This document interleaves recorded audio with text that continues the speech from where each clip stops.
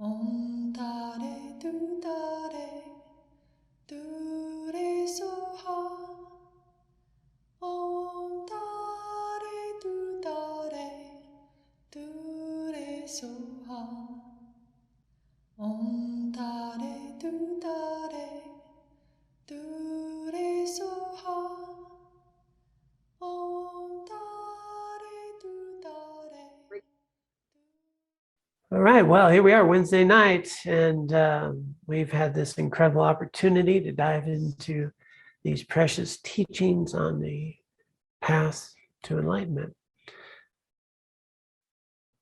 So last week we covered, I think in some pretty good depth, dependently arising experience. I think we also covered a bit of how our subjective experience is influenced through our karmic imprints, and I think I had a pretty rich discussion. And so now we're at the stage in the book, I'll just pop it right up,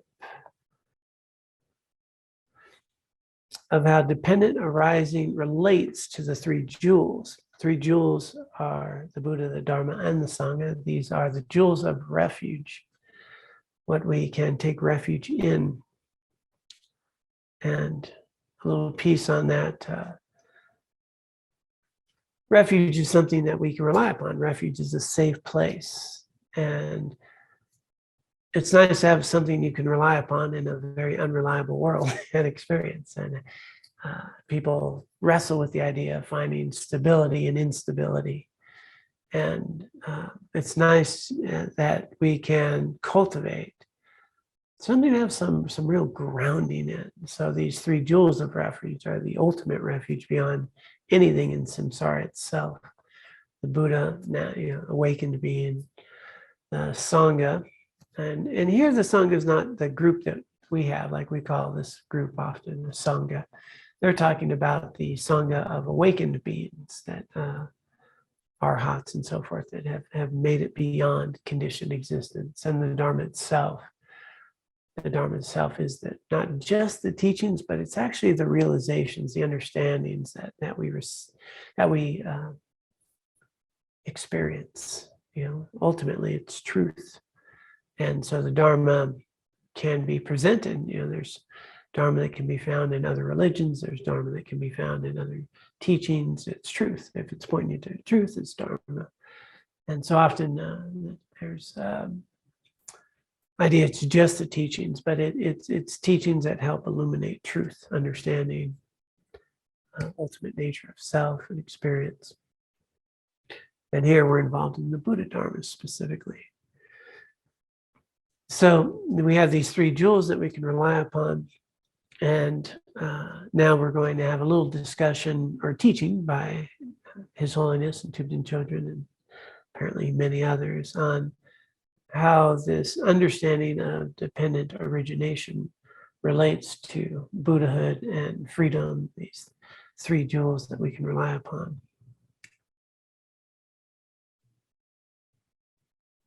Oops, clicked on the wrong thing there.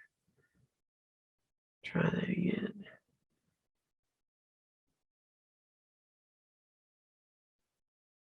Wow, this is very exciting. There we are. Okay.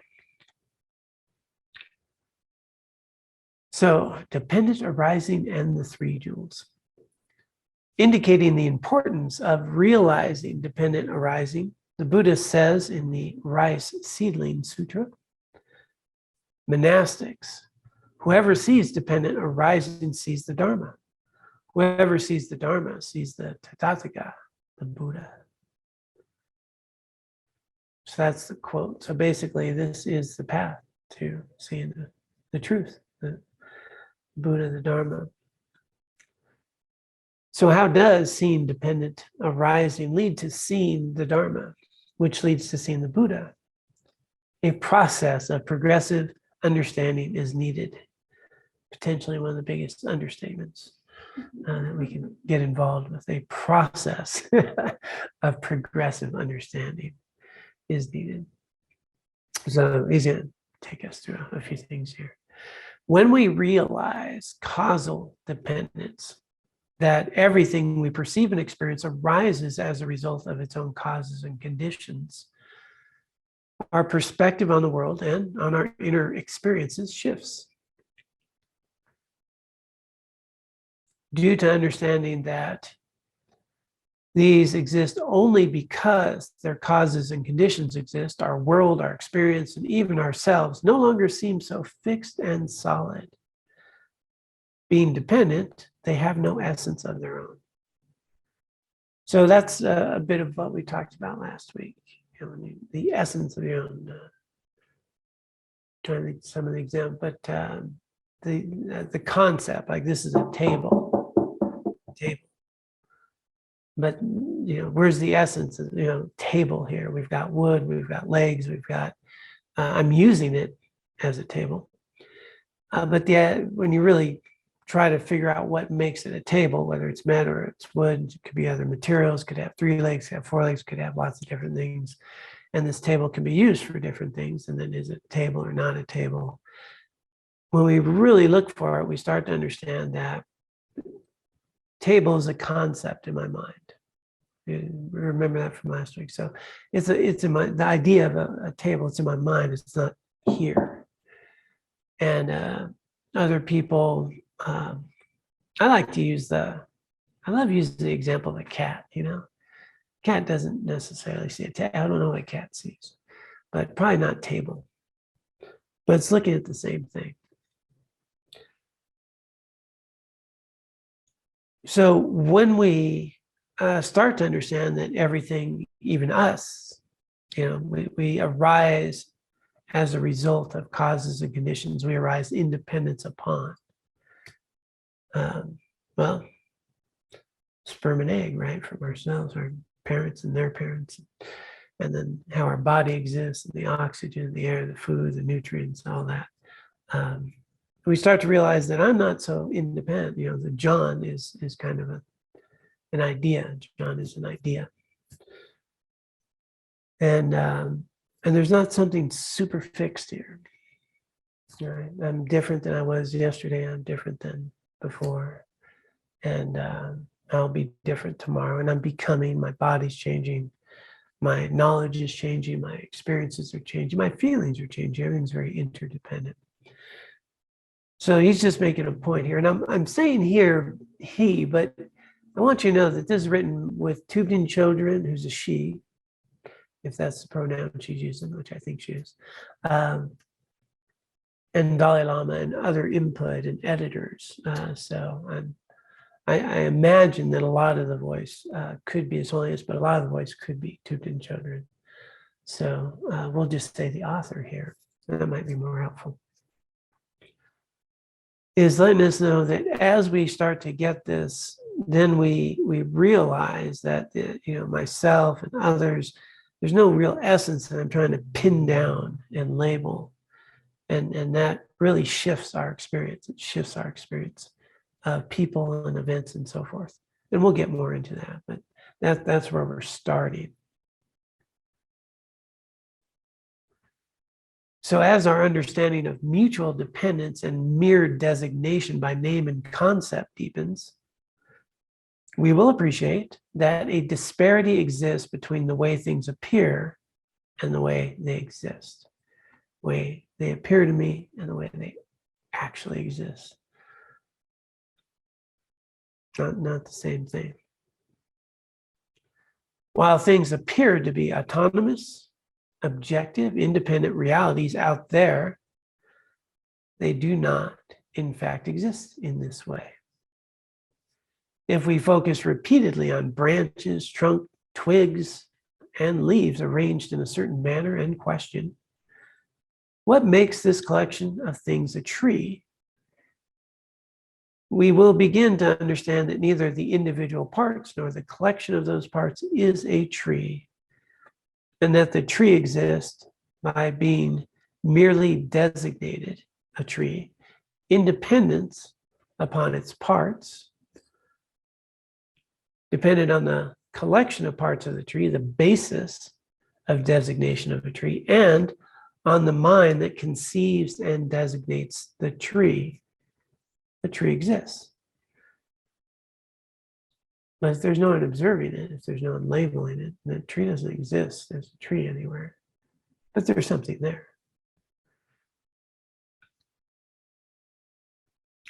Because it is dependent on all these factors, the tree is empty of objective, independent, and inherent existence.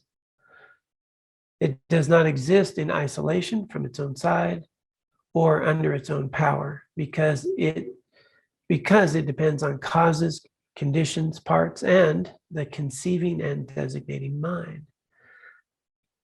So this is really helpful way to start to get at emptiness. A lot of people think of emptiness as nothingness, but there's something there, right? I'm looking at people here, I'm looking at people online, and I feel like I exist. And, but what's empty? Okay.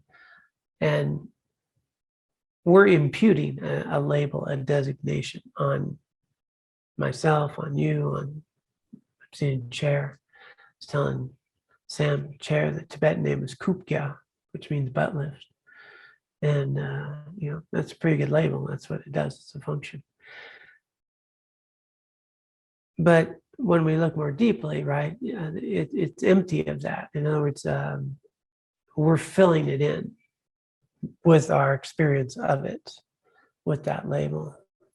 But it's not independent from its own side, existing as a chair from its own side. It can only exist independent upon all the parts and the person who's observing and the way we label it. And like I said, an animal is going to see something. Who knows what they may label a chair. So it doesn't inherently, independently from its own side. It's empty of that. It's being filled in by us and by its parts. Pause there because I think he's going on a little bit more. He, she. The author is going on a little more. They, that would be helpful. Thank you, Laura. They.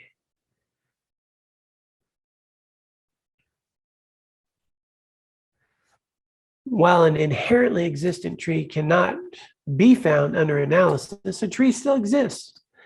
How does it exist? It exists dependently. Thus, we see that emptiness and dependent arising are not contrary, and in fact are mutually complementary. Everything is empty of inherent existence, and simultaneously everything exists, but not in the independent fashion that it appears to. It exists independent upon other factors.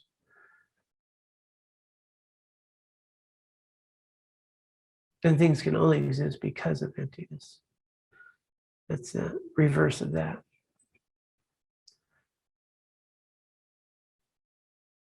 It's getting a little mind-bending for people. Are we okay?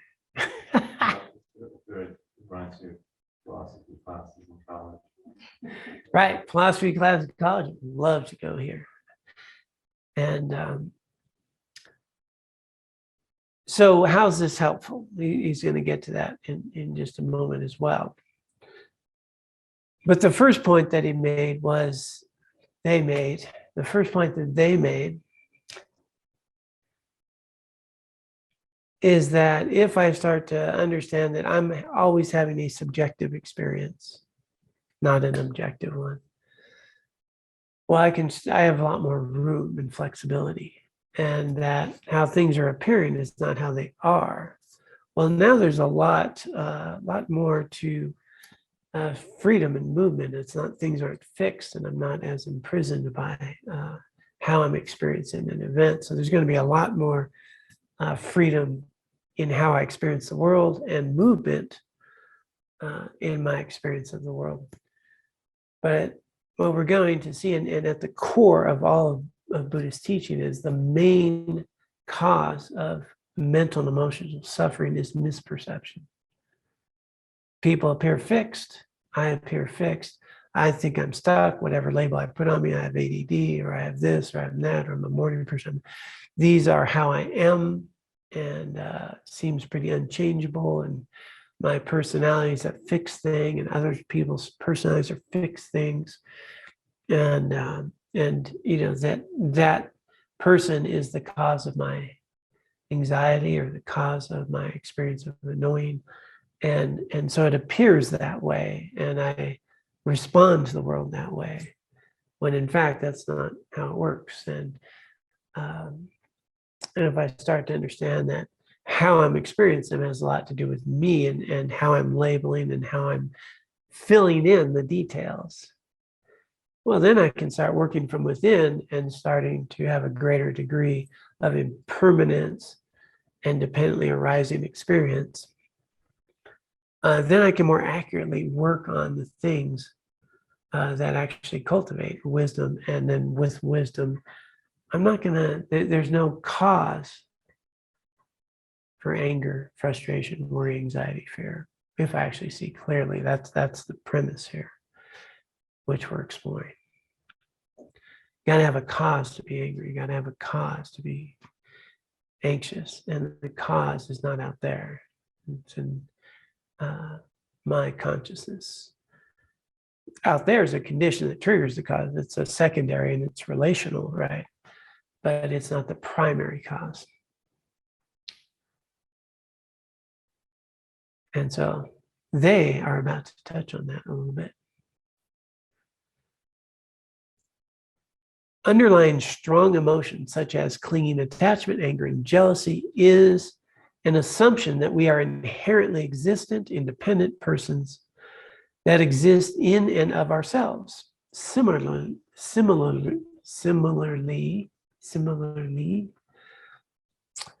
there appears to be an independent reality of objectively existent people and things in the world. By recognizing the disparity between appearance and reality, we come to understand that our perceptions and ideas of things are exaggerated. That's where this all gets out of hand. Worst day ever, probably in the history of all existence. The best meal ever. That person is such the worst human being I've ever met. That person's always complaining. They gotta sleep sometime, right? Probably complaining in their dreams. I don't know. So we exaggerate these qualities in everything. Investigating how our mind perceives and interprets the things we encounter, we develop insight into the functions of the mind and the different types and levels of consciousness operating within us. We also come to appreciate that although some of our emotional states seem so strong and their objects appear so vividly, they are in fact similar to illusions in that they do not exist in the way that they appear to us. So that's how we really can, find a lot more freedom in our emotions and our way of engaging in the world, and not be such a prisoner as we discover. I mean, not just because we talk about, but really start probing and understanding that, what's the old saying? Feelings are not facts, but they sure feel like it. And that they're temporary, they're impermanent, and that they're arising in dependence upon, a lot of what I'm bringing to it, a lot of what's coming at me. And I have some opportunity to recognize at a deep level that these are temporary and they're not who I am. And one of the things that I emphasize all the time is to try not to say things like, I am anxious, or I am angry, or I'm feeling angry, I'm experiencing anger, I'm experiencing some anxiety right now, I'm experiencing some joy, which is more accurate and helps maintain some ability to experience and relate to your feelings rather than be identified with them as though that's who you are.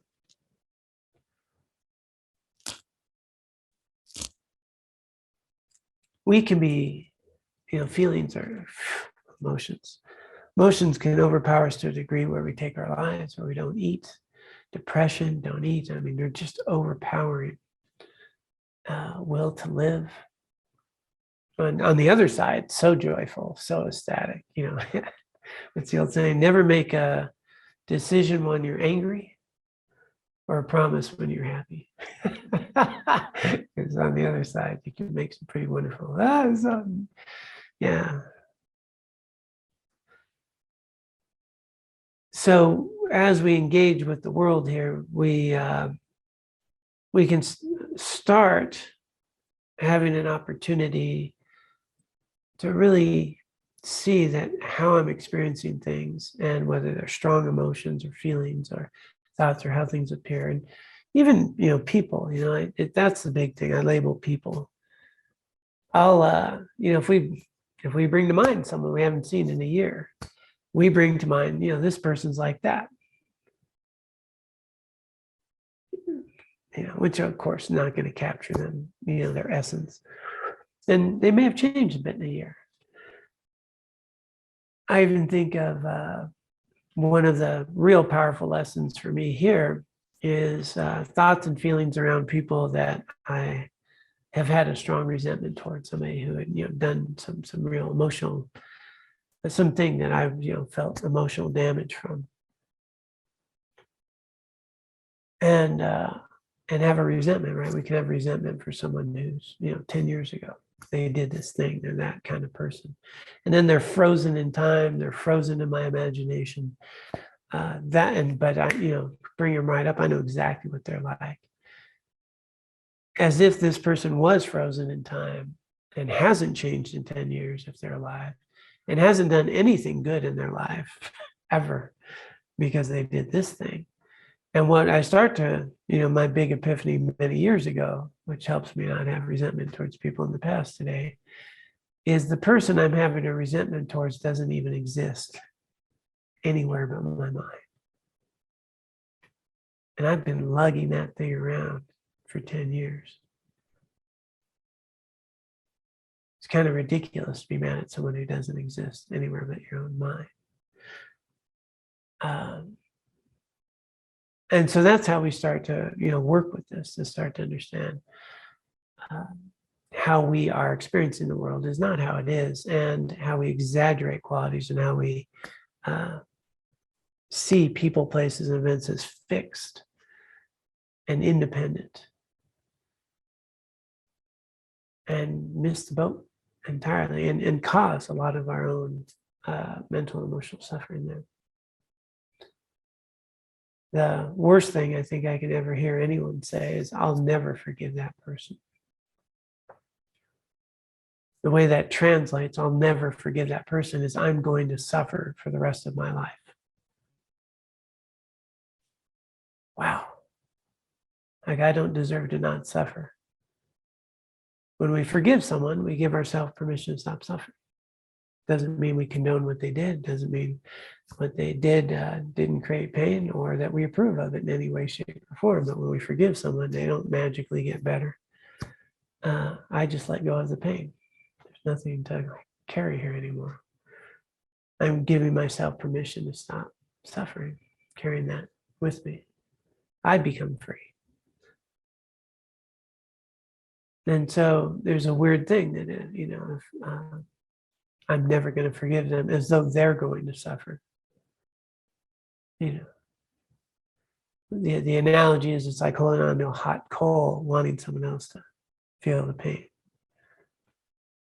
Now, we do this in many ways, shapes, and forms all the time.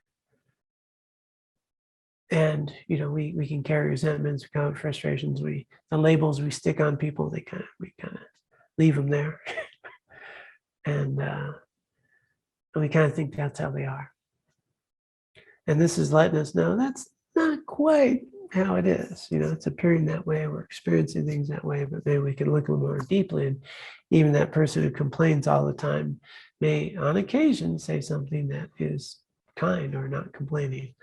Or that person I find annoying may not be annoying 24 hours a day. Or that person that I find is the best person in the world might have a few flaws and things to work on. Or, I, the voice of me, the narrative of all the things I need to work on, to improve, can totally miss the idea that you're already okay right now. I'm okay right now. And from time to time, some issues pop up in my life, and I have some, at those times, things to work on, or things to work on to where they don't arise so much, and miss the opportunity to recognize how well I am already in this moment. So you can easily start to see, well, I don't know, I'm hoping it's easy to see, that if I understood this a little more, not intellectually, but through experience, we're going to get less triggered, we're going to get less reactive, we're going to have more resources, we're going to be able to adjust to problem solving instead of blame, and then have a lot more resiliency in how we engage in the world. Let me just pause there. Any questions, thoughts? Hey, John, I have one. Okay. So I can kind of see, intellectually, I can see what you're talking about, I think. The dependent arising, the tree is not a tree, it's a collection of its parts. And that's true for everything. And it works real, I can kind of understand it until I start turning it back on myself, realizing, okay, then I have to be a dependent, right? I'm dependently arising, Yes. right? I'm a collection of my parts. And as soon as I realize that, something's realizing that, right? Yeah. Something's realizing that I'm a dependently arisen thing, right? And then, so that thing needs to be dependently arising, and then something's realizing that the second thing is dependently arising, right? Where does it stop? Yeah, so back to sort of eight consciousnesses. We have, our conventional mind, right? That is dependent upon these five skandhas that arises, experiences, and sees myself as John. As we've talked about, I think a bit last week, store consciousness. So consciousness that is where our karmic imprints, our conditioning, all that is stored consciousness. That's universal through Buddhism. And so out of the stored consciousness, gave rise to this body, these skandhas, to the life that I'm experiencing, so it's the ground of becoming. And so that awareness, that degree of mind is still dependently arising, right? It arises in dependence upon causes and conditions. And so a lot of people think or feel, say I'm enlightened because they've actually accessed that level of mind. It's a non-dual experience, and it's blissful, luminous, non-conceptual.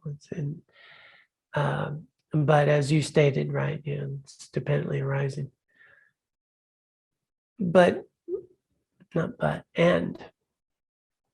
And as that exists, the goal of Buddhism is to cut through that. There's a cutting through of that stored consciousness awareness, and recognize who you really are, the ultimate nature of reality itself. And then you get into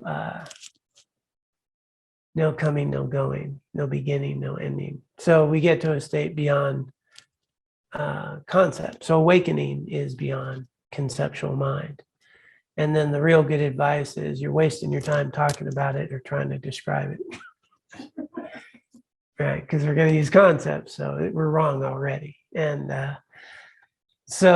but it would end at that point. To answer your question would be at the point that you directly ultimately realize the nature of self and experience of phenomena for an extended period of time, that your mind is saturated in that awareness. And then and then you're awakened. But the awareness that is aware, and even more so than even, conventional mind, just pure awareness, that's still in a conditioned existence. But it's much closer to who you really are. So a question. So maybe this is word forgiveness, and like we talked about the 5 stages of grief, and like the idea is I feel like I can get, maybe it's just the same thing, it's a semantic thing. Like I feel like if I can get to acceptance, Mm-hmm. I'm doing pretty good. And forgiveness to me is like on some level letting the person off the karmic hook. And if I can just get to acceptance, where for me, like acceptance is I'm not going to forgive them, but I'm choosing to get to a place where that person's not going to have any power. Mm-hmm. So I don't know if everyone heard that online, but sort of this distinction around, maybe the capacity to get to acceptance, but not quite forgiveness. And there's an interesting phrase, as though if you forgive someone, you let them off the karmic hook. But what you're really doing is letting yourself off the karmic hook, is the point I'm making. They have their own karma. You being, struggling with angst and suffering and pain, that's you, that's not them. And so that's why the extra step of forgiveness is something that is liberating for you. They have their own karma, they have their own things, they have their own events. And I always go back to the story, which I told a million times. But it's a good one that some people need to hear sometimes. How much time we got? Okay, yeah. And this is where it's real clear for me. Is I had a guy that I sponsored. I'm going to do the shortest version of it. He wound up with my wife, sleeping with my wife. So when you sponsor someone in recovery, for those of you not in recovery, it's a very intimate relationship. You share, pretty much, especially from the sponsee side. And from a sponsor side, you're there for someone 24 hours a day and you help them and all that. Anyway, this guy that I sponsored wound up sleeping with my wife, hurt more than anything I'd ever experienced, the violation of trust and so forth. Now, that led to divorce. They got married. They wound up, having some kids. He called me some years later to make an amends. He wanted to make an amends, and he was trying to get sober. And what had happened was he was never able to stay sober. And now he's trying to get sober again. Some of you heard this story. I apologize. And so I have this appointment for him to call me, and I'm sitting here, we're thinking, well, do I forgive him? There needs to be proper amount of groveling. My life's really good now, but, I need to see some remorse, groveling, see how sincere he is, before I sprinkle my fairy dust of forgiveness on him. And, I'm all preparing for it. And then he calls. And he shares his struggles over years and inability to get clean and the shame that he has. And he said to me, you know what it feels like every time someone asks me, so how did you meet your wife? He says, it's like a dagger through my heart. Now, can you imagine the shame of not being able to feel good about how you met the mother of your children? And at that point, I just totally realized it's not about him hurting me. He hurt himself to a vast degree, much more than me. And even at that time, I knew he didn't do it to me, but he was accountable for the action. And my life went on, and I found my daughter, and I became a dad, and life got better. And so in that clarity was, I've been hanging on this thing, and I just let him know you're forgiven. Get sober, get your life together, be a good father. And as some of you know, that didn't end there. It was 27 years later, he found me on Facebook, and he was trying to get clean again, and he'd gotten divorced, and he let me know that she finally found someone that she could be with, and his kids are estranged from him. And he apologized and was going through a whole amends and explaining the shame and the guilt he's now carried for 27 years. And I told him I love him, call me, and he didn't. A few more years go by, same message. Eventually, it all ended with me getting to meet him once again in a parking lot. The last time I ever saw him, I had hugged him in a parking lot and told him, I love you. And he said, I love you too. And at that moment, my wife was in his bed. Almost 30 years later, I got to meet him in a parking lot. He's shaking from his addiction, kicked out of his house, living out of a car. And I got to hold him in a parking lot, tell him I love you, and get him some food, and got him into treatment. And that forgiveness of that moment, he's been clean ever since. He works in treatment, and his kids are now speaking to him.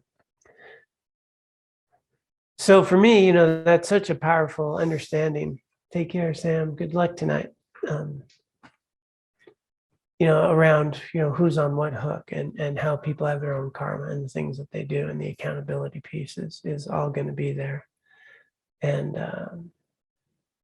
yeah, but I'm focused on me. And so the idea of forgiveness, and I've got lots of other stories, including people who've had their children killed and so forth, and the freedom that they have found forgiving the person who killed their daughter, and the heart opening way that they get to live now. So it's real freedom for ourselves. You can't free them of their karma, and you can't stick it to them, but we can free ourselves. That's my very short answer on that. Okay.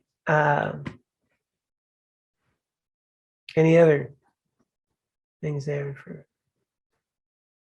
Okay. Let's dabble just a bit further in the text.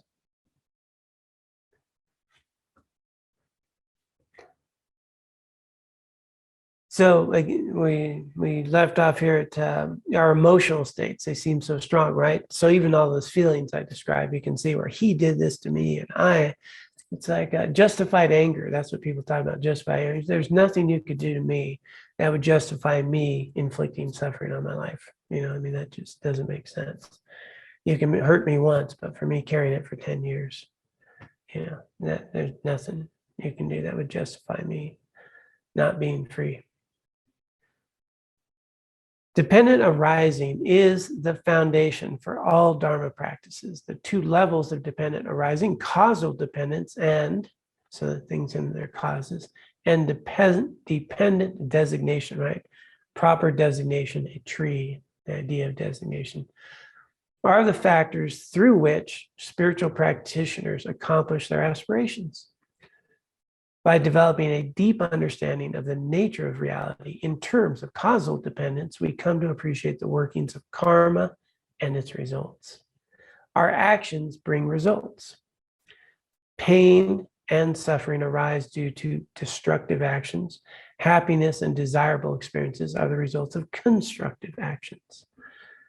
Understanding this, we choose to live with good ethical conduct, which enables us to have a higher rebirth in the future, as well as a better life right now.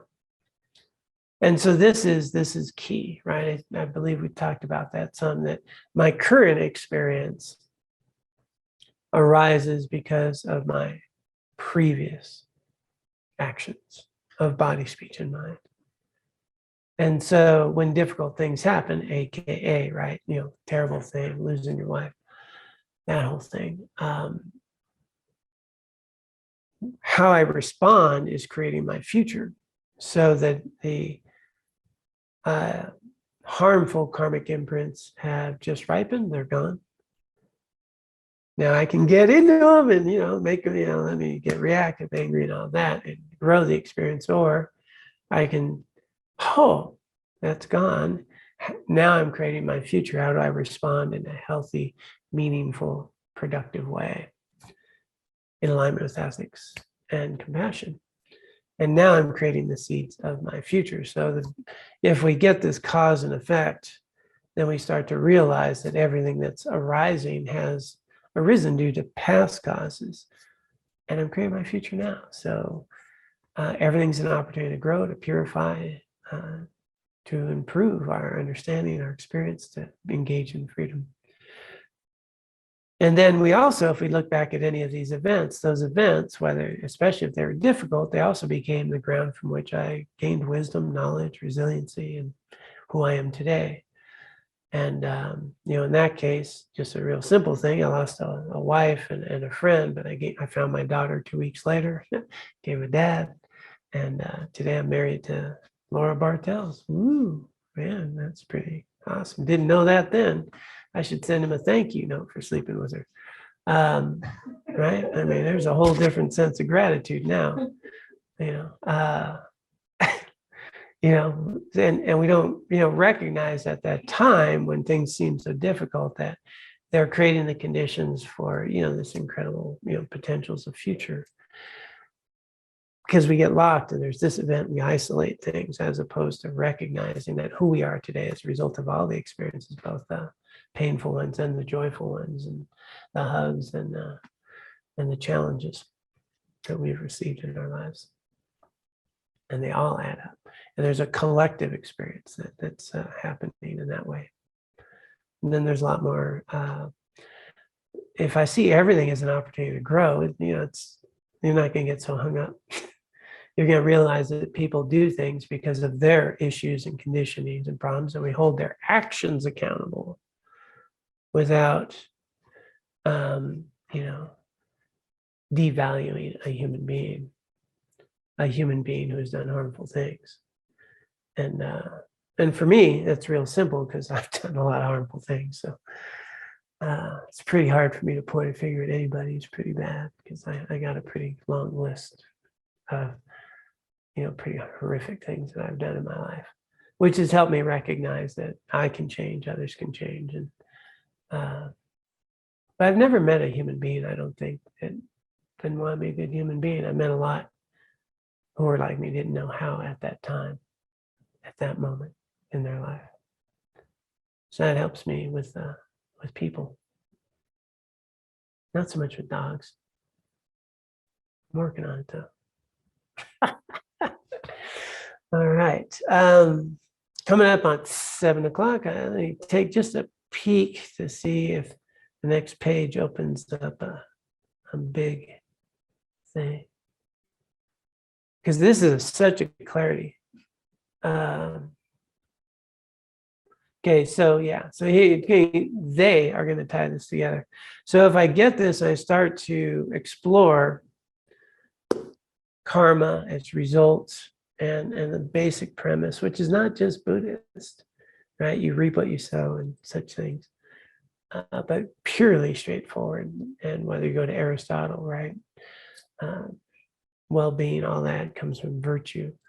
And my mental, emotional suffering, is coming from destructive actions. We can see how shame comes from my actions I didn't feel good about, how well-being, resilience, self-worth comes from ethical things I feel good about. That plays out. We can start noticing that. And then on the bigger scale, how resilient we are, and so forth. Then we're highly motivated to respond in ethical ways, compassionate ways, loving kindness methods, which doesn't mean we don't hold people accountable. I mean, you can hold someone accountable and be very compassionate because you're removing suffering. That's the point. Then we get there. Then through deep contemplation of dependent designation, we come to realize emptiness, the ultimate mode of existence. This wisdom tackles the fundamental ignorance, keeping us bound in cyclic existence, allowing us to fulfill our spiritual goals of liberation and full awakening. So this is the methods. They were sneaky because they didn't say it's just through wisdom. It's through ethical behavior, it's through compassion, it's through those activities and this realization of emptiness. Then we cut through the misperception that give rise to grasping and identifying and trying to make permanent, and then the emotional mental states that arise. So it's all an elaborated experience. We cut right through all that. And ultimately achieve full awakening. Dependent arising also underlies the four truths. Through such reflection and analysis, we understand that the self-grasping ignorance that misapprehends reality gives rise to our mental afflictions, right? This is the cause of suffering, the first noble truth, the true origins, or second, actually, true causes, second. And that these, in turn, bring about the suffering we experience, true dukkha. Understanding dependent arising also enables us to realize the lack of independent existence of persons and phenomena, their emptiness. This wisdom realizing emptiness, true path, has the power to overcome all ignorance, wrong views, and afflictions because they lack a valid basis. Right? They don't appear because there's nothing for them to appear from. While emptiness and dependent arising can be proven by reasoning as well as directly experienced, that's the value here. You don't need to believe in anything. You go right at it. Through this, we appreciate that a state exists in which all ignorance and afflictions can be removed, have been removed, when you have the direct experience. This is nirvana, true cessations, the third truth. Thus, the Dharma jewel, true cessation and true paths exists. If such a state of nirvana exists, individuals must be able to actualize it. This leads us to understand the existence of the Arya Sangha. So now it's time to, now we got true paths, now we got true Dharma. And then this leads to understand the existence of Arya Sangha, those beings who perceive emptiness directly. It also demonstrates the existence of the Buddhas, omniscient beings who have perfected this state of cessation. In this way, the understanding of dependent arising leads us to establish existence of the three jewels of refuge, the Buddhas, the Dharma, and the Sangha. For this reason, the Buddha said that those who see dependent arising see the Dharma, and those who see the Dharma see the Tathagata. See, there was a progressive explanation. I think there's just one. Yeah, we're going to make it through. We're going to do this. I believe this statement of the Buddha could also mean that by seeing dependent arising on the level of conventional appearance, we see causal relationships and understand karma, compassion, bodhicitta, and the method aspect of the path. All right. So by seeing dependent arising on the level of our conventional appearance, this way we appear, we can see causal relationships. We can understand karma. We can bring compassion, bodhicitta, and the method into the path. And we don't need to be Buddhists for that. Through accomplishing the method aspect of the path, method, bodhicitta, great compassion, we come to see that is actualized the form body of the Buddha. By understanding dependent arising in relation to ultimate mode of existence, we experience the meaning of emptiness, the suchness of all phenomena. And by that, we actualize the truth body, Dharmakaya, of the Buddha. I'll break that down in a minute. Of Buddha's mind. So body, mind. Specifically, an awakened one's wisdom of ultimate reality. In this way, both the body and mind of the Buddha are actualized. So for those of you who are doing the morning practice with me, and talk about extracting some essence of this life. We read that every day, and we talk about cultivating merit and wisdom. Merit would be the method, wisdom, the mind, body, mind. That's the path of awakening, merit and wisdom. And so merit's going to be based in virtue. It's going to be based in compassion, loving kindness, this method aspect. And then the mind is the wisdom to actually cut through that delusive perception and directly see this dependently arising experience, to know this directly. So every day we have an opportunity to cultivate both merit and wisdom. We can just simply by bringing to mind impermanence. We're cultivating wisdom, impermanence of feelings, impermanence of our emotions, that they actually will come and go. I don't necessarily need to process and do everything. They'll come and they'll go. The impermanence of my job and the environment of my job and so forth. That's going to cultivate wisdom, that I'm changing, that everything's changing, that things are arising dependence upon things, that things have causes. The person in front of me that is, maybe in a bad way is that way because of conditions that have happened. Somebody in a good way, conditions that have happened. I exist because of all these things that have happened. That's all wisdom.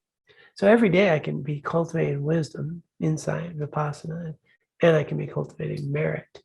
And in that process, as he's saying, with a conventional mind, we can do this. And it's a little bit each day, just a little bit each day. It might seem like a bit much right now. I like it. Yeah. I don't know if this is a time to ask this question. Yeah, now we're yep. A lot of my understanding is just like, it's Reader's Digest, Buddhism for dummies type stuff. But so there's this term that I've heard, samsaric existence. Conditioned existence. I'm sorry. Yep. Okay, but does that mean life is suffering? Because what I'm hearing is suffering is totally subjective. The idea of suffering is totally subjective. So I guess I'm looking at the definition of this samsaric existence. What does that mean? Yeah. So for those of you online, question is, what does samsaric existence mean, and is it suffering?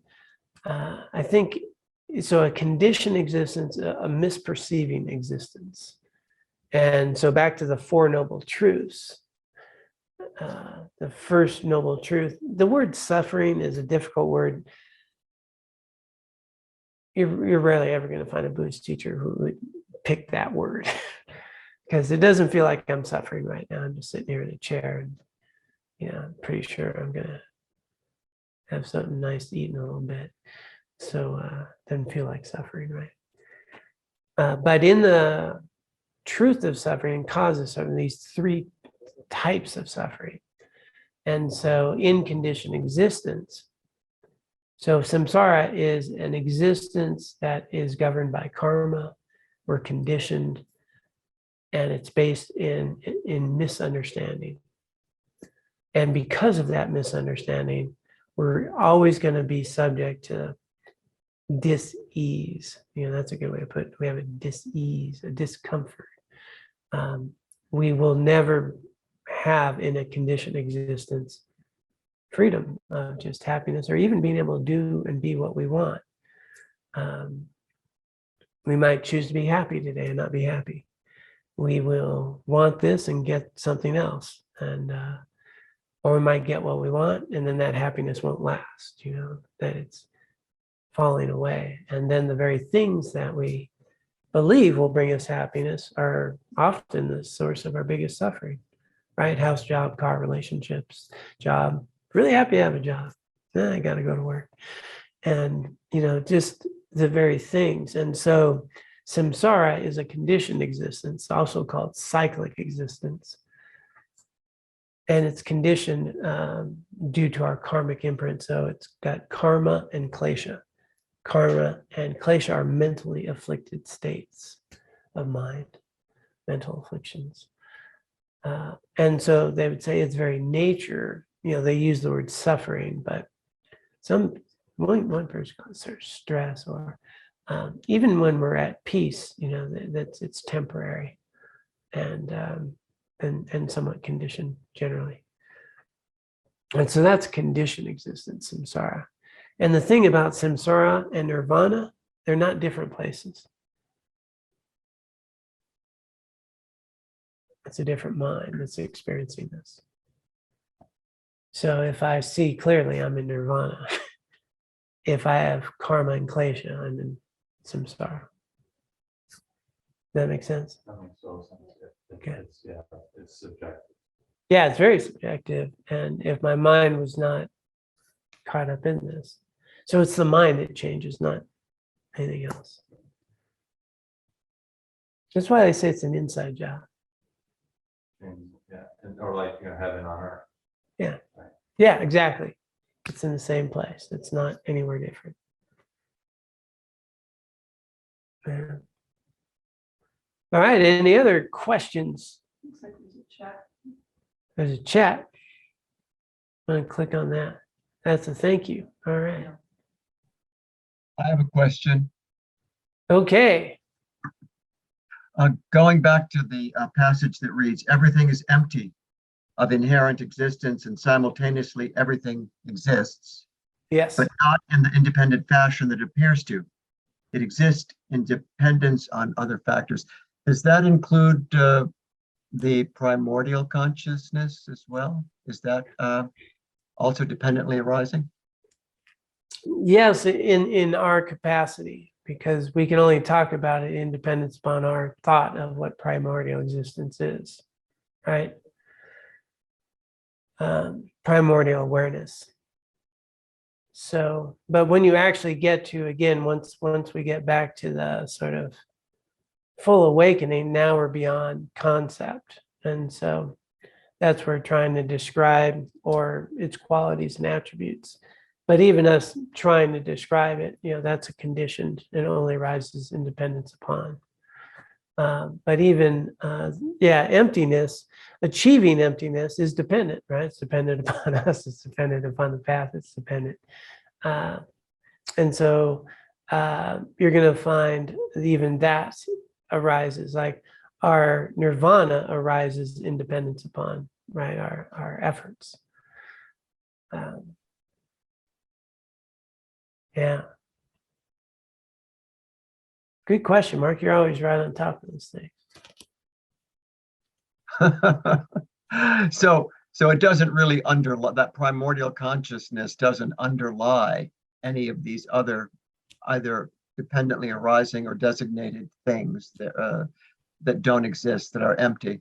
It also is dependent on the movement through the evolution, the transformation of our minds, of our consciousness. In the way to experience it, but the next point is, once, let's say you have cut through this conventional experience, you've cut through even the substrate consciousness, that stored consciousness, and you have awakened. You are, in primordial. Then we can't really speak to what it is or is not, because then we get caught up in the ways they try to even begin. Most teachers just say, again, you're just trying to use a concept or a thing for something that it can be known, it cannot be described. And so they use those, as it's described, there's no coming, there's no going, there's no birth, there's no death, there's no beginning, no ending. It's beyond all of that.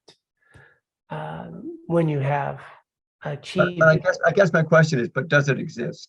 Is my question. Right. And I'm saying, of course it exists. And for us, it exists in dependence upon Okay. our efforts and so forth to get there, the things to achieve it or to know it. Yeah. Okay. Thanks, John. Yeah.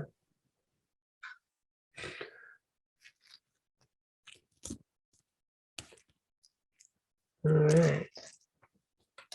So I think that was nice. I think, we got through the idea of his progressive explanation that ultimately, if I start to focus and understand dependent origination, then I have a key that unlocks my access to the path, to the Dharma. And then I can also cultivate this faith that there's others that have done this, and that there's something I can rely upon. And so when you see dependent arising, you see the Dharma, and you see the Buddhas, and all that becomes accessible.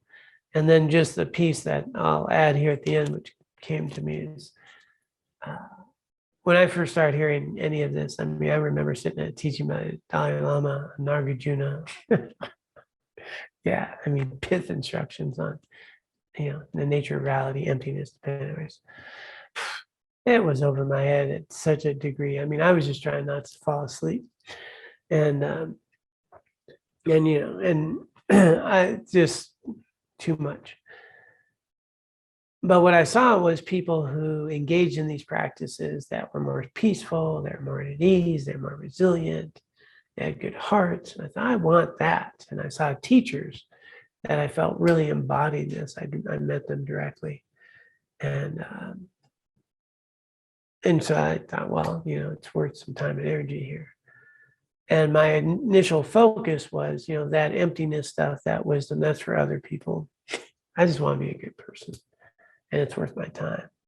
But what happens is, as we cultivate the merit, as the mind sees more clearly, things that used to seem beyond comprehension. I mean, somebody, non-dual existence. What? We need non-dual. There's a computer here. I'm here. It's a pretty, like there's, that way, I just want to be a good person. And so now, like the words that I'm reading today, I have a much different experience with than what I used to have. And so what His Holiness is saying, as we engage in directly working with compassion, loving kindness, looking more accurately at causes of my anxiety or annoyance or joy, and just starting to do that this starts to unfold, and the merit piece is critical. If I don't engage in the ethics and that clears the path for more understanding. It creates a different karma for the mind. It reduces afflictions simply by having a better heart, being a little kinder, and being more ethical. And then the seeds of wisdom can ripen. It's the fertilizer for the seeds of wisdom. And so things that may seem odd or challenging today, you may find a very different experience with a year from now or 2 years from now. I'm a slow learner, so it's been about 20. And, I feel like I'm getting a little bit of dust off. But it comes through the effort of both the method and the wisdom.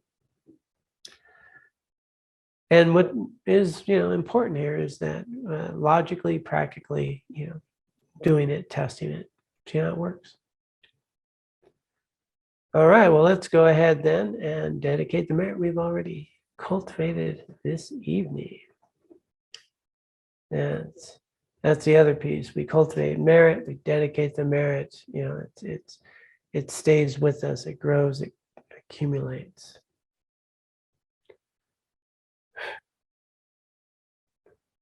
By this merit, may I soon attain the enlightened state of Guru Buddha, that I may be able to liberate all sentient beings from their sufferings. May the precious Bodhi mind not yet born arise and grow. May that born have no decline, but increase forevermore. Om Tare Tu Tare Tu Re Soha. Om Tare Tu Tare Tu Re Soha. Om